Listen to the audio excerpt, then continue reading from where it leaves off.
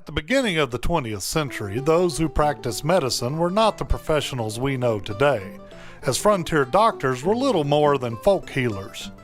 Borrowing remedies from local Indians, they used a variety of natural substances to cure people's ailments. Using poultices, teas, and purgatives derived from native roots and berries, their so-called cures often did more harm than good. Lacking a scientific understanding of what made people ill, their greatest contribution was often a calming presence, as they provided psychological support to the afflicted people and their family in times of need. Those who called themselves doctors were not that much better. While some medicos sought formal education at schools back east or in Europe, many more earned their title by simply studying under a physician with an established reputation. With no nationally defined medical standards, almost anyone could gain the credentials necessary to call themselves doctor. As a result, there was little that distinguished medical quacks from educated professionals. Many of these so-called physicians relied upon a wide variety of exotic tonics and elixirs in attempts to alleviate their patients' pain. Collectively, they've become known to history as snake oil.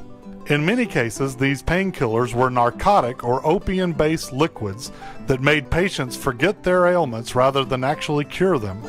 Not only was morphine or laudanum frequently prescribed, but the Bayer Company, makers of today's Bayer aspirin, advertised heroin as a curative, with understanding of its addictive qualities. Its name, a female hero, belied its dark side.